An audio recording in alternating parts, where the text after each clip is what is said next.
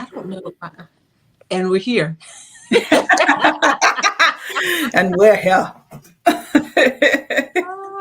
Welcome everyone to Climax After Dark.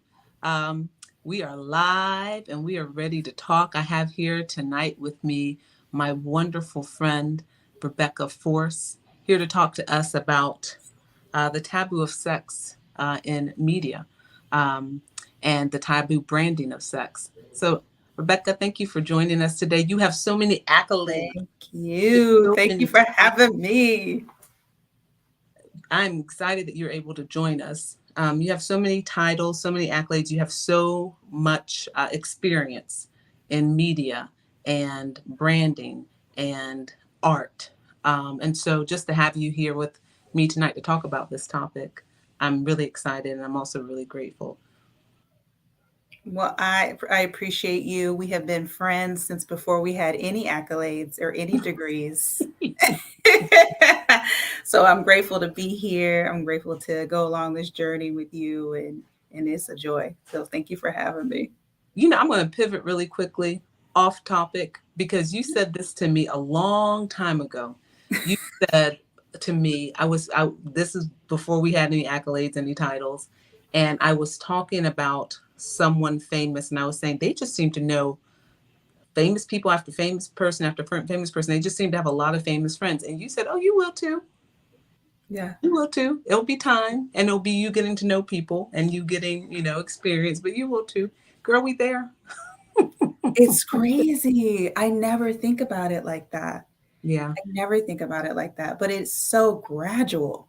Mm-hmm. You just meet someone and you build a bond, and a lot of us, I tell my students this that I mentor, like, stick with your class of our freshmen, whatever your freshman in stages in life, like your first year on the job, like stick Yeah. with your crew because Yeah. you're going to grow together. And after a decade, after 2 decades, you're going to have people who have private practices and own corporations and run television stations. And it's wild how if you stick together, you'll rise as a class, as a You'll group. rise as a class. You're right. You'll rise as a class and then also have a lot of experience that you've gained so that you are an expert in a matter. And that's why we have you here tonight as an expert in branding, media, um, and how that plays a role in our lives. So let's just jump right into it. You know, I have this practice, climax aesthetic surgery, that I started. And what I've realized is um, what we hear quite often, which is you need to brand yourself, Mhm. right? You need to brand your practice, Yeah. brand what you do, because that's what people see. That's what they understand. That's what they remember. That's how you can drive your messages home. And so what I've realized is branding my practice is one thing, but what I do has also been branded. Hmm. Um, so that's really powerful. What's your opinion about the overall power of branding, how that can change minds? Oh my goodness. First of all, it's huge. And the thing about branding is the same thing as making a choice or making a decision. You can be active, you can be an active participant in your brand, or you can say, oh, I don't believe in that and not. But not making a choice doesn't is the choice. You don't have, my professor used to say in business school, businesses do not own brands, people do. Mm-hmm. And that means the outside perspective and the way you come across, that is how your brand is formed and perceived. Mm-hmm. Right. So you can do all of the work and the inner work and the outer work to create this brand, but you have no idea how the public is going to perceive it. Mm-hmm. I think branding is so important. There's a Harvard study that showed um, that women, when they wore a very natural looking face or application of makeup to work, they were seen as more intelligent, more trustworthy. And it's a shame that that's even a thing, right?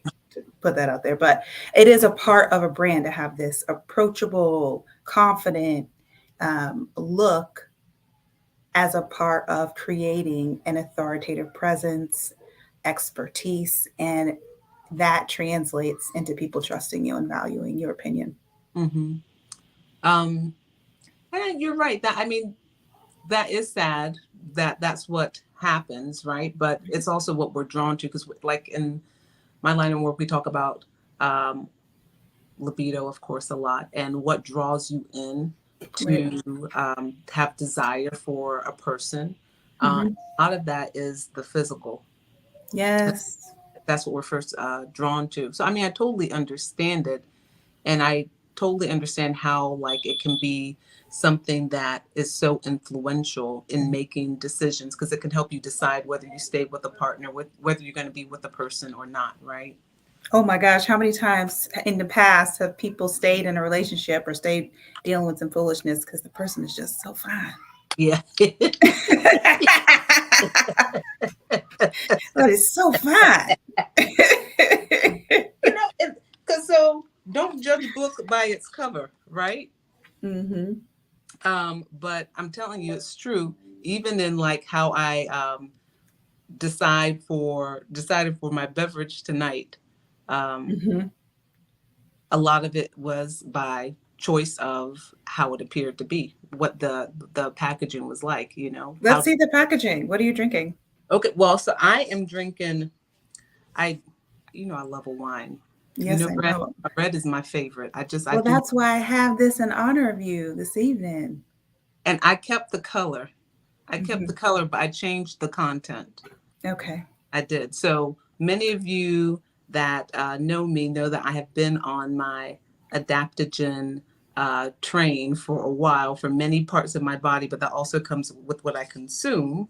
And so I'm drinking DeSoy tonight, but I have kept it at least a dark.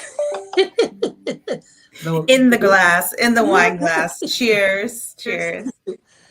but branding is really important, and it can be influential, in helping you make decisions for what you're going to partake in. When I started looking for drinks first, I chose this based upon how Katy Perry branded it. They're Hmm. out in a garden enjoying this beverage the same way I enjoy my wine. So why not do it with this, which has been a very enjoyable drink side Mm. bar. But what's been your experience as someone who has been in marketing and branding and in the industry on how it has been used to influence other people? Mm. Well, I mean, just like you were saying, Katy Perry branded that so well, right? Hmm. She's known for having this out the box brand, pop color, really vivacious. And yet she didn't go the candy coated way for this drink. Yeah. She went Hmm. to this like Garden of Eden type vibe, which is like rooted. It also builds trust, right? Because it's Hmm. natural. That makes you feel like things are natural, organic, clean ingredients. Yeah. And then the can, I was really curious about the can. Blue, if you get into color theory, both of those colors, blue and green, the blue actually activates a feeling of trust for consumers. And Hmm. then the green cycles back to words like rooted, organic, clean, fresh, natural, and it's in the shape of a leaf. So all of it, all in all, like her branding is really tight. It's really great. Branding is so important and it's so subtle. Yeah. That's the thing about branding. Yeah. It's like this elusive thing that you feel is so intangible, but it makes a difference in everything. And I was actually talking to some people today about our communications team today about branding. And we talked about the difference between branding and marketing and how branding is the thing that influences the culture, the thing that we follow, the thing that creates Hmm. trends. Hmm. And marketing is that quantitative analysis of the impact from the branding. Hmm. So branding is emotional, is what Mm-hmm. you say. Even like I literally never thought about what exactly was it about the can that drew me in, Mm-hmm. Mm-hmm. but even the type font, I don't know Yes. what Yep. this is called, but the fact that she has um, uh, capitalized letters with lowercase letters makes it, to me, it makes it feel a little bit more feminine, Mm-hmm. Mm-hmm. Yeah, and right? she's not yelling at you. All caps is like, okay, no yell. Yeah, yeah. So it's emotional, and sex is very emotional too. And there's that perception about sex and sexuality, that many people hold and have, that sex and sexuality are topics that you shouldn't talk about in public, that it is taboo. And Mhm. so my what I've always wondered is how did that happen? To your point, if it's so subtle, right? Mhm. How did we get to this point, especially in this country? Because you look at other countries where they talk about sex and sexuality, and you have providers that do what I do, which is talk about sex and sexuality. The platform is completely different. And some of these other Mhm. countries are conservative countries, So how you so? know? How is it different? There is a little, there is more of an exception to have the conversations of the importance of sex, Mm. and it's more mainstream. So we're not having like, we're having this conversation at night, right? Mhm. Well, that conversation can happen during the day, Mhm. and it's not as hidden. Whereas here in America, we hide it a little bit more, Mhm. Mhm. And so one country in particular, in India, um, there are some European countries where you'll find a cosmetic gynecologist who is performing procedures to improve a woman's sexual satisfaction, have Wow. more of a platform than you do here. Right. Where as a gynecologist, we're talking about really reproduction and Business, all business. cancer screening and things like that, not sex and Mhm. sexuality, and how to really impact that. And Mhm. so, is that society's perception of sex that causes it to be that we have that perception that sex is taboo, or it's been branded like that in whatever subtle way, so that even as a professional in the privacy of a examination room, I have a patient who is too shy to ask me a question Right. Yeah. Raised to about not sex. say certain things, and yeah, Mhm. for sure. I mean, especially because being in the South, for sure. So how do you, in your opinion, how do you think we got Yeah. here? My gosh, it's so layered. It's so layered, Mary. It's like, where do you start? Right? Like you were comparing us to other countries that are just much more open. Well, first, I think you have to address that limited information about sex is has an element of control, right? Mm, So you can control women, you can control reproductivity, you mhm, know. mhm, We weren't even allowed to discuss things about our bodies. Women were going through sexual experiences all the way to childbirth and rearing children with very limited information. mhm, So I think we have to really get to the root of the suppression of people expressing themselves and mhm, enjoying themselves and having pleasure for pleasure's sake. I think that's just one of the things we don't celebrate in the States, mhm, at least not mhm, as widely and accepted as in other countries. mhm, I think that's where it started, really. And I think that since it's suppressed in our everyday life, you're not going to see it in mainstream media. mhm, mhm, But I do appreciate even when things are vulgar or over the top, or and that's vulgar by my standards because I was raised in a very conservative Southern household. I even have to break free of these barriers or these thoughts that have been planted in my mind. I'm like, yes, I see all these like young, sexy starlets and rappers and shaking it. I'm like, yes, yes, yes, cheering women on for just claiming their sexuality and being overt about it to just fight against this tension in the tide. yeah. So and you said something that just really rang true to me, which is um, the ability to have knowledge about what your own satisfaction is like, Mm-hmm. or the ability to also feel secure in being pleased, right? And not Right. even just like sex. If you think about it, in this country, vacations, we don't take long vacations. Our vacations are pretty short Yeah. because that's a pleasure and it needs to be time stamped Mm-hmm. so that you can get back to work. Yeah. It needs to be controlled. Maternity leave is Yeah, shorter here. yeah, Anything that is not work related yeah, is shorter. yeah. But I do believe there is a pushback against this that's happening, Hmm. especially since the pandemic and people got to be at home and see that this even more impact was made globally at a brand level because all we had to rely on was our screens and like grabbing people's attention at home. I feel like Mhm. really branding and marketing had a resurgence during the pandemic. Mhm. And now it's like, okay, people have realized I don't have to overwork to earn the same amount.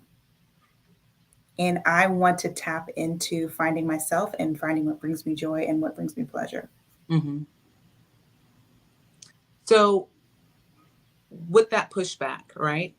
Mm-hmm. I think that pushback, to really have an impact, needs to only come from grassroots, or is there something that will help? And I don't want to say just media, right? Because we have things in our world that are bigger than media that can help to be influential, that can influence change. Okay, Mm-hmm. so if it comes from the grassroots, is there something that will, is there another entity that you can imagine that would need to also be present to influence continuous and permanent change for how sex appears in our everyday lives? Yes, a couple of things. One doesn't, one sounds trite, but it's for real, and that's minding your business. I think if people really need to mind their business, it has nothing to do with you. Hmm. Why is someone's sexual orientation breaking news? Yeah. Why, when I'm watching the news, is it so and so has come out as pansexual? Yeah. I'm like, is this a distraction from what's really going on in the world? Because I don't care what that man does in his personal time. Yeah. Yeah. Unless someone's trying to connect me with him, and then that's a different conversation, but it still shouldn't be news. Yeah. I Yeah. think one, people need to mind their business. Two, I think education, education, education. Yeah. The more we know about things that we are prejudiced about, that we are afraid of, the more that we can break down those barriers, the more that we can experience it for ourselves and not be judgmental, because now we can be empathetic. Hmm. If we can get more education and more empathy, that is where the change will come from. Hmm. That's normalizing, right? Mm-hmm. Normalizing sex and Mm-hmm. different and sexuality. And then that is also like educating and making it an open education, Mm-hmm. not rewriting the script like they're trying to do in Florida, but actually educating people Yes. on their bodies. And so on the medical side, when the HPV vaccine first came out, the human papillomavirus, it is Yes, not those that. commercials they had that were targeting teens, that what we were normally told that you have aged out, and they were like, "Not my child." Those Yes, ads, yeah, yes. yeah. So when the vaccine came out, and it's not as much now because I find more young people that I meet are vaccinated, boys Mhm, and girls. And mhm. the pandemic messed up a lot of stuff for vaccines, but anyway, I find more are vaccinated than even um, 5 years ago. But when the vaccine first came out, many parents didn't want to vaccinate their children because the concern was that they were um, giving license to their children having sex early, which makes no sense, Mm-mm. right? So there's a lack of understanding and education there, and that plays a big role.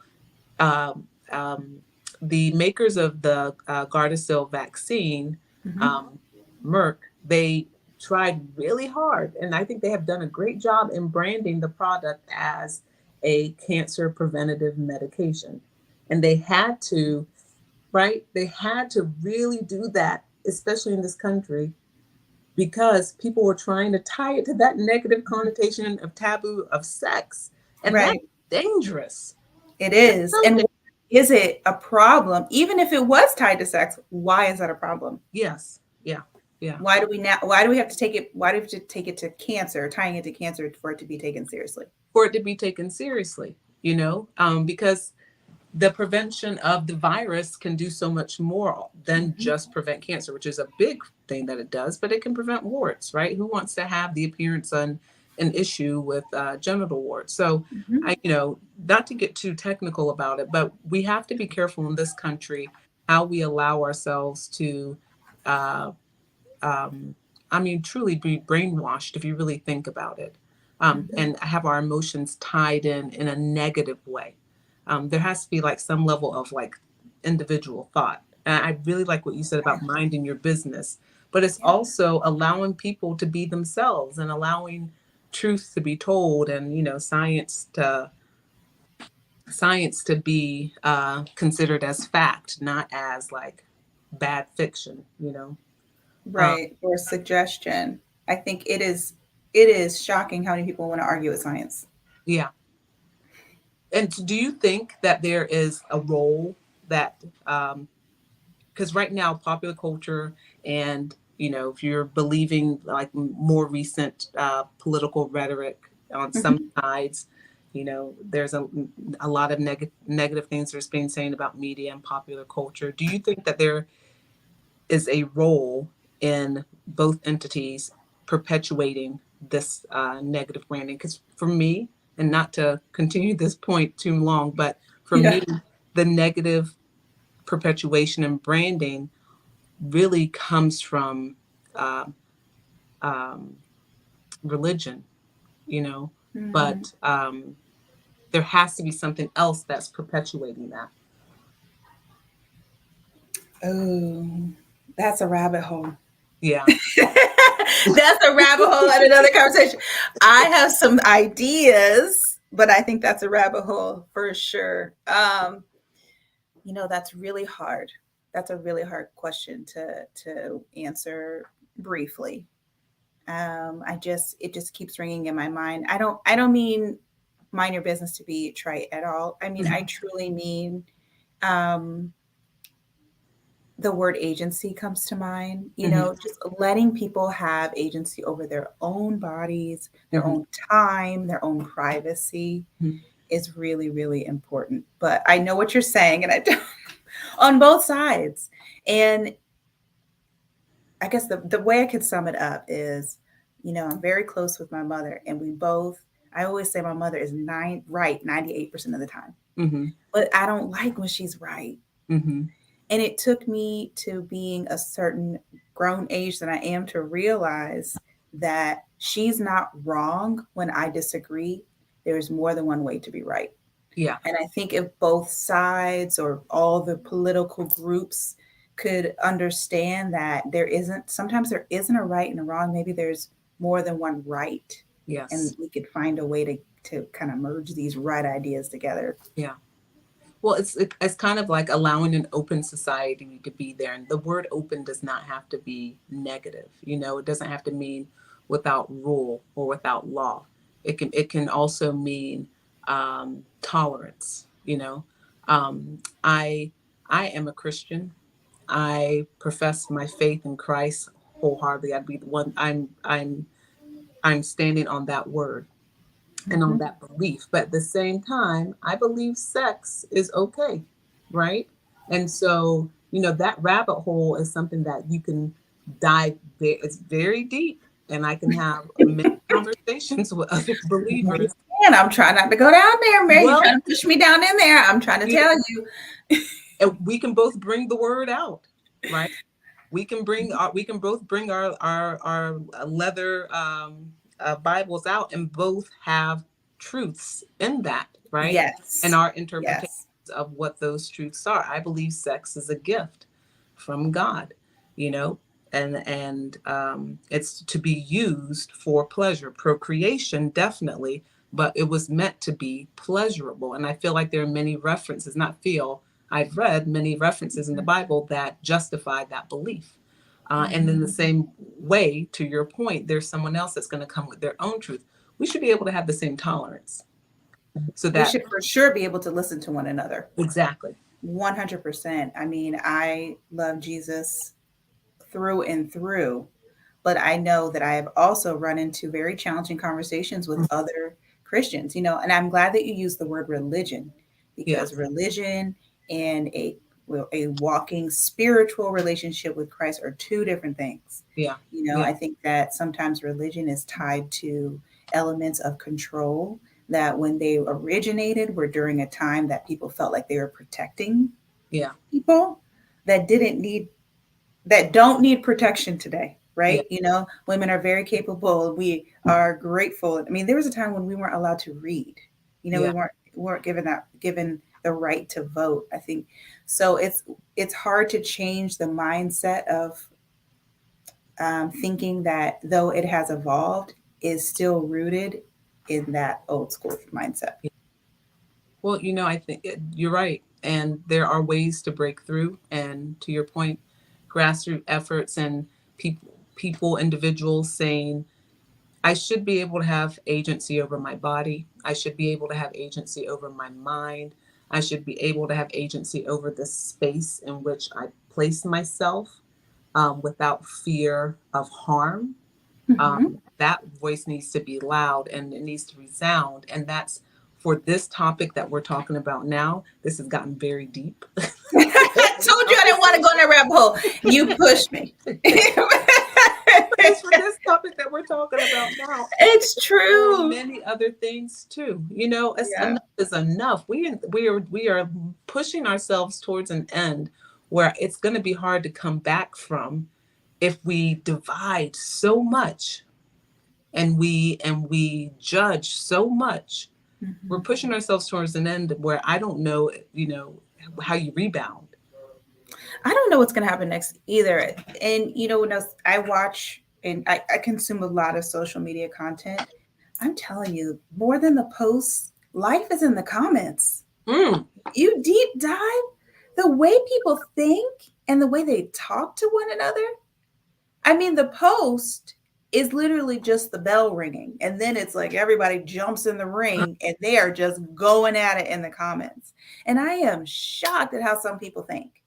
The way I, that they think women should behave and yeah, dress and speak. yeah, And yeah, it is shocking. It's yeah. shocking. So I think, yes, there's ways to do it using media at a mass market level, but grassroots is really strong. I think we're going to really need to take conversations to the dinner table Mm-hmm, to start changing one family member at a time. mm-hmm, mm-hmm. Changing, educating, and enlightening, I like to say. Hmm. Hmm. Rebecca, I really, and again, I'm so appreciative that you're here. In these last couple of minutes, I'd like to ask this of those that join me, because I Okay. think it gives a lot of insight to who we are now, right? We talked about earlier how we have evolved, our relationship, our friendship has evolved from one Hmm. place to another. Us as individual professionals, we have evolved also. If you could go back and talk to your younger self, Mm. what is that one piece of advice that is in context to what you do now, where you are now, that you would want your younger self to know? Mm. Put you on the spot because this is live and I I want. know. You know what? I was the part that gets me as to what I do now, but what I have to say goes for what anybody can do anywhere. Mm-hmm, And it makes your question makes me think of the when someone asked me, if you knew that God was already in the room, mm-hmm, how would you show up differently? mm, And I wish I had that kind of boldness and courage. And the Lord says to like test him, mm-hmm, try me. And he will show you mm-hmm, his power, his favor. So if I could tell my younger self anything, I would encourage myself to have a boldness to go into every room, every conversation, knowing that those ears have been prepared, that room has been prepared, and to not take the moments that felt like rejection personally mm, and take them more as protection. Like, that's not my space. Like, mm-hmm, that's on a spiritual level. It's been shared with me. That's not my space. But mm-hmm, to just go in with that confidence, because no matter what field you're in, whether you're in medicine, whether you're in branding and marketing, that confidence is what will help you walk through the doors that are meant for you. Be glad that the ones that closed, mm-hmm. and to level up in your career and get even closer to that work life integration and balance that we all hope for. Rebecca, thank you so much. We're going to level up on knowing that as we are individuals in this world, we should be powerful in who we are. And we won't let the others think for us, but we will think for ourselves. Thank you so much for joining us. Absolutely. Thank you. And Max After Dark.